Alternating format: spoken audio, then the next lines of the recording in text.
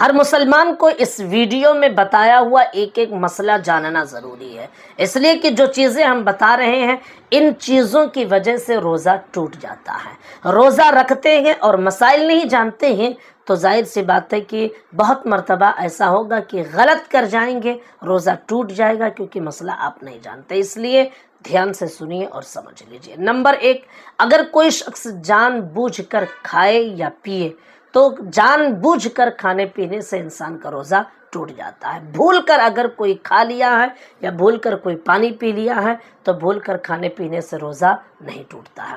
Number 2، اگر کسی شخص نے مشت زنی کی یعنی ہست میتھن مسٹربیشن جسے کہتے ہیں تو یہ ایک حرام کام ہے۔ روزے کی حالت میں اگر کسی نے مشت زنی کی اور منی باہر آ گئی تو پھر ایسی صورت میں اس کا روزہ ٹوٹ جائے گا، اور اگر منی باہر نہ آئے تب بھی شریعت اسے پسند نہیں کرتی ہے لیکن روزہ نہیں ٹوٹے گا۔ منی اگر باہر آ جائے تو پھر روزہ بھی ٹوٹ جائے گا۔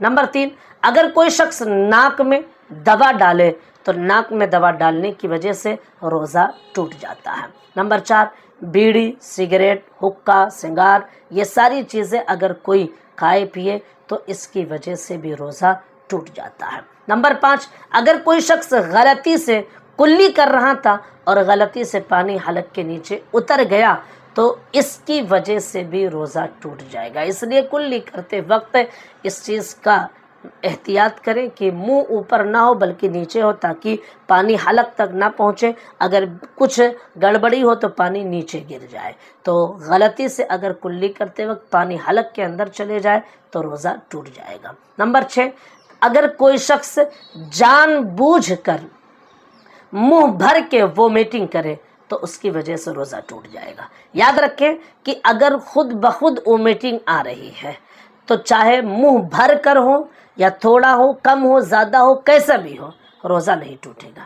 اگر کوئی انگلی ڈال کے وومیٹنگ کر رہا ہے اور منہ بھر کے وہ وومیٹنگ کر رہا ہے، منہ بھر کے ہو رہی ہے یعنی کہ روکنے سے نہ رکے، تو اتنے زیادہ الٹی ہو رہی ہے، جان بوجھ کر اس نے کیا، تو ایسے کرنے کی وجہ سے روزہ ٹوٹ جائے گا۔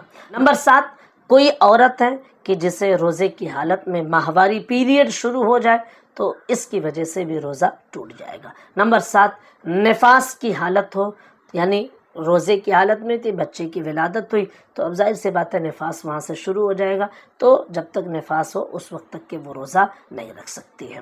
نمبر 9، روزے کی حالت میں اگر کسی نے شرمگاہ میں دوا رکھی تو اس کی وجہ سے بھی روزہ ٹوٹ جائے گا، چاہے اگلے حصے میں اور چاہے پچھلے حصے میں۔ کچھ بیماریاں ایسی ہوتی ہیں کہ جن میں اگلے یا پچھلے حصے میں دوا رکھنے کی ضرورت پڑتی ہے، تو اگر شرمگاہ میں دوا رکھی ہے تو اس کی وجہ سے روزہ ٹوٹ جائے گا۔ نمبر 10، بھانپ لینے سے بھی روزہ ٹوٹ جاتا ہے۔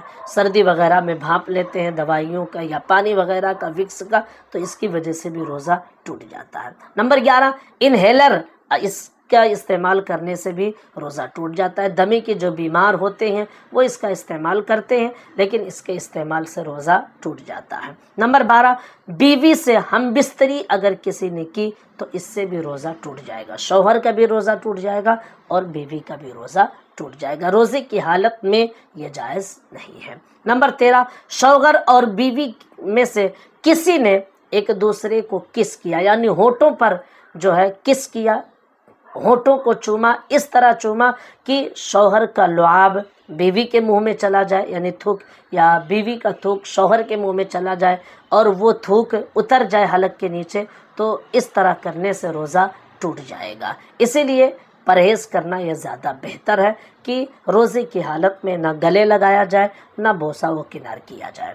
اسی طرح نمبر 14، کان میں اگر کسی نے دوا یا تیل ڈالی تو اس کی وجہ سے بھی روزہ ٹوٹ جاتا ہے۔ تو یہ 14 چیزیں تھیں جو ہم نے آپ کے سامنے پیش کی ہیں، اسے یاد کر لیں، سمجھ لیں بار بار اور دوستوں کو بھی شیئر کر دیں۔